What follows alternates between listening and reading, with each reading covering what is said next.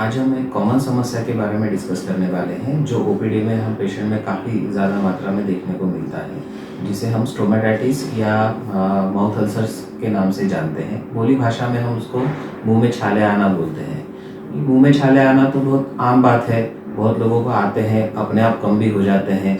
एक बार आ गए अपने आप कम हो गए, दैट इज़ ओके। लेकिन हम ऐसे भी पेशेंट देखते हैं जिनको मुंह में छाले आते हैं, वो कुछ दवाइयाँ लेते हैं, उससे कम हो जाते हैं, 10-15 दिन बाद फिर से आ जाते हैं। बहुत लोग तो सालों साल इसके लिए दवाई भी खा रहे हैं। तो ये ऐसा क्यों होता है? मुंह में जो छाले आते हैं ये सिर्फ एक लक्षण है। बहुत सारे अलग अलग अवस्थाएं जो हमारे शरीर में चल रही है उसका हो सकता है। जैसे शरीर में अगर पित्त बढ़ रहा है, हमारे बॉडी में हीट ज़्यादा मात्रा में बढ़ रही है तो उससे भी मुंह में छाले आते हैं।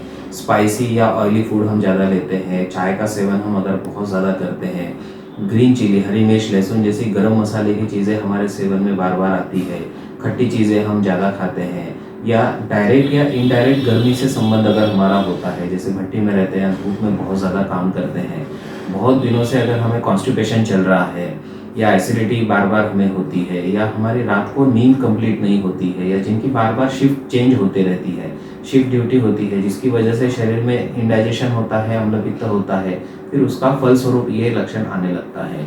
बहुत सी महिलाओं में तो माहवारी की जो समस्याएं होती है, इरेगुलर मेंसेस होती है या बहुत बार डिलेड हो जाती है, उसकी वजह से भी ये लक्षण आ सकता है। तो अब ये तो लक्षण एक बार शरीर में आ गया है, अब इसके लिए हम घर के घर में क्या कर सकते हैं? तो काफ़ी सारे ऐसे सॉल्यूशंस है जो हम घर के घर में इसके लिए कर सकते हैं। जैसे एक सिंपल चीज़ है गंडूस जिसे हम बोलते हैं, तो एक 3 चम्मच 4 चम्मच आप तिली का तेल लीजिए, नारियल का तेल लीजिए, उसको मुंह में पकड़ के रखिए, बाद में आप उसको निकाल लीजिए और मुंह को साफ कर लीजिए। तो इससे भी जो आपके मुंह में छाले आए हैं वो धीरे धीरे कम होना शुरू हो जाएगा। साथ ही साथ ये जो मैंने अभी बहुत सारे कारण बताए हैं, पॉसिबली आप इन कारणों को बंद करिए, रात को प्रॉपर नींद लीजिए। शिफ्ट ड्यूटी है तो पॉसिबल नहीं है हमको रात में प्रॉपर नींद लेना, लेकिन जब भी पॉसिबल है अगर हम प्रॉपर नींद लेते हैं, बॉडी को प्रॉपर नींद मिल जाती है तो उसकी वजह से पित्त बैलेंस होना शुरू हो जाता है, तो अपने आप हमारे बॉडी की हीट कम होकर के छाले कम हो जाएंगे।